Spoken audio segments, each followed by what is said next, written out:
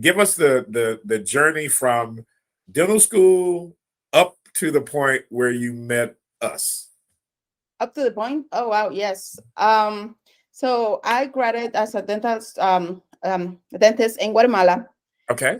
I came to the United States. I first started learning the language in order because once that I wanted to pass, and I needed in order to apply, I needed to pass the boards and do a TOEFL test. But at the beginning, I had a couple problems with the language, so I tried to manage first the language, and then when I felt confident with the language, I started studying by myself to pass the boards. Okay. However, I reached a point that I took the test twice Okay. and by myself, studying by myself with whatever is outside. Like I ordered the books on Amazon, and I was trying to read it myself because I felt confident that I knew the material. I took the test. I had one test with 68 and one test with 69. Okay. At that moment, I felt like really frustrated because like, is that a language barrier? What is going on? I started researching online if I could find somewhere where I could find help. Like I know myself that I'm a really good student. When I take classes, I try to do the best. So it's easy for me taking small tests and stuff. So I found MDI Prep. I found you guys, and I tried to reach you, tried to look for information. Right. You called me right away. It felt inspired when you called me and you called me doctor. I hadn't been called doctor for the last 5 years before that. Oh. And then I'm like, oh wow, I felt like it felt so good. And at the same time, it felt like, okay, I can do this possible, right? Right. I get in the program. When the way that the things were explained and the way that the questions were managed, I don't know, I felt so easy to try to have in my mind, like all those acronyms and all the stuff and all the material. Yep. It came so natural to me. Do the do the test at the end. And then So, that was so, with part one. so how did you find us? I found you online. I started Oh. researching online, and then like NBDE courses, and then there's some of there, but like they look like they were just like CDs or stuff like that that you could buy. And Yeah. then I didn't feel comfortable with that. I wanted like have like a personalized Right. studying guide, like somewhere who could explain how the questions are, what they're looking for, because Right. there's a lot of material. It's a lot of material, and try to memorize a lot of material. I'm sure there will be doctors out there that they do. Yeah. But, and but then and then a lot of stuff, a lot is not memorized too, like the way to we have to answer those questions, how to yes. don't feel stressed at reading the questions, and then, oh wow, I don't know that. But then the questions were breaking down in important parts, how to answer multiple questions, how to answer double negative, I call it, when they try Oh to yeah. trick you. Those Yep. questions are the hardest for me, Right. especially for English as a second language. And then the way were explained during the classes, the way that you explained it, the way that I try to remember the name of the doctor that did the dental classes. What is his name? Uh, the dental Dr. Young. Yes, Dr. Young. He Yeah. as well, like he will understand sometimes how we have certain point of views, or like how we will answer that question. And he's like, yes, but the way that generalize the boards and everything, they have to be answered a certain way. And Yes. then he will make us see things that we didn't see in questions. It was like an opening eyes during Oh. the material and everything. That I went to the test, I took the test, and I passed the test. And I remember texting you, telling you it happened. I remember. Yes. And then So let me ask you this. Let me ask you this before you do that. So when you first scored those scores, 68, 69, or whatever you scored, mhm, did you ever feel like giving up? a little bit, to be honest. You did. Okay. At some point before research you guys, I even researched maybe become an assistant, a dental assistant here in the States. Uh-huh. I researched a program as well, and then I called them and I got information, and I sit down with my husband, and then he told me we can make this happen. We just have to like look for the right place to look, the right method to study, And then it took a lot of courage, like try to look again and find you guys. It was like it fell down because I knew it, but I didn't know how to make it happen. Right. So so what do you think was the biggest motivator for you? What do you think just gave you that extra push? Was it your husband? Was it something inside of you? What is it that you said to yourself, I'm not going to give up? I think it was a combination between the words of that I have the back of my husband that he said, let's do it.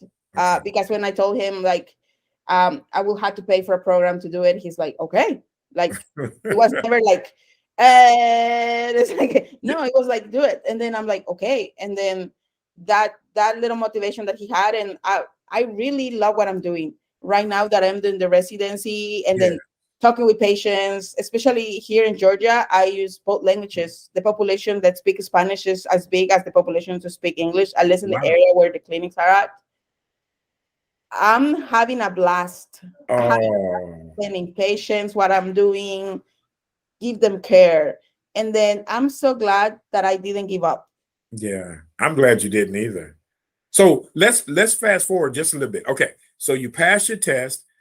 Your next step after that, as soon as you passed your test, what did you do after that?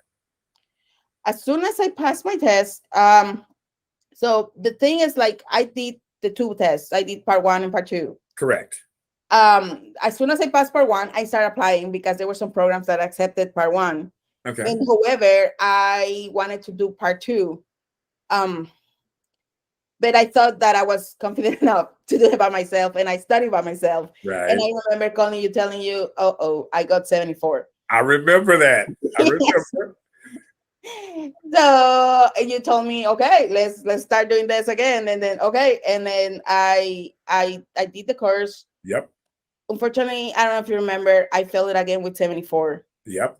And then I remember telling you, the reason that you keep getting to 74 is because you keep thinking 74. I said, What did I tell you to start thinking? I said, don't think that. Write on a piece of paper. What did I tell you to write? Pass. I said, write pass on a piece of paper, and that's it. Yes, because as you said, I remember going the second time to the test that, okay, I just got a 74. I need to pass it, but I got 74. And I feel a little bit stuck on it.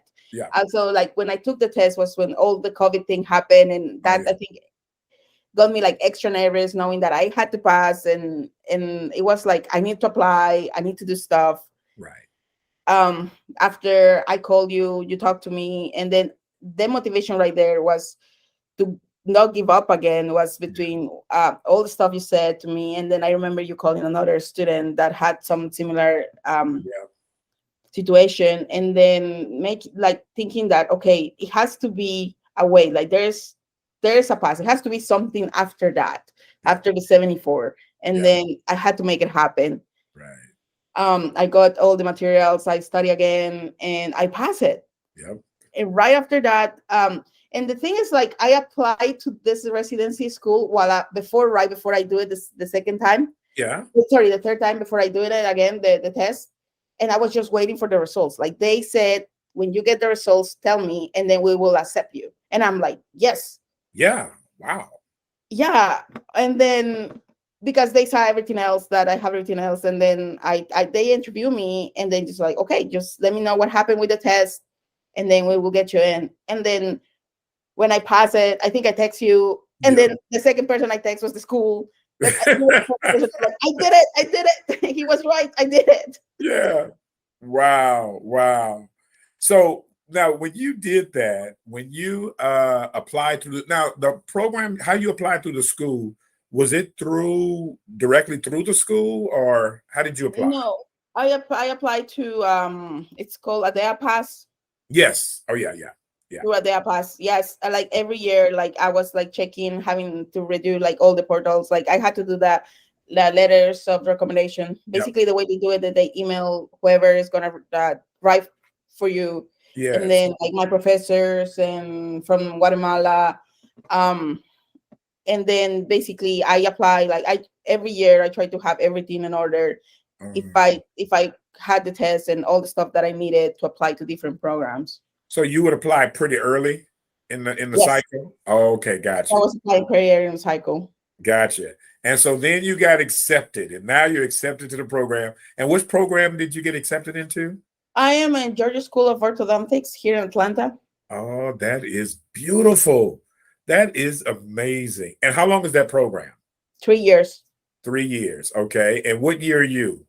I'm in the first year. First year. So you only have 2 more to go. Yes, yes, I already finished the first semester and it feels amazing. What? Look at that. So now once you finish, what is your plans once you're done? So there's different paths. I might go back to Texas Okay. because, as you know, I'm an international dentist, Right. though I can apply to work over in Texas. There are just 13 states, if I don't mistake, that I can work. Uh-huh. Uh-huh. Um, as well, I'm a military wife, and That's right. then yes, so there's a couple places that they can send my husband now that he's about to hopefully a lieutenant colonel soon next year. What? Look at him. Oh Yeah. my goodness. Look at you all. I am so, and the thing about it is, you remember, I don't know if you remember, I had talked to your husband some like Yes. early in the process. Yes, sir. Yes. Oh my goodness. I am so proud of both of you. Thank I, you. I really am. And just thank you for being one of the doctors in our program. We appreciate that. No, absolutely. Yeah. Look, if I know someone who needs it, believe me, I absolutely will say, I know it is worth it. You will see results because I live it. I Yeah. experience like the motivation, the way the doctors explain things, the material, everything is so organized, and then and like it is made to make us pass, to enjoy the material, to learn the material, and to feel confident at the time that you're in the computer, because it's not the same. It's not the same talking to a doctor explaining what we know or doing what we know than being in the computer in the room, in the cold room, answering the questions. Oh my goodness.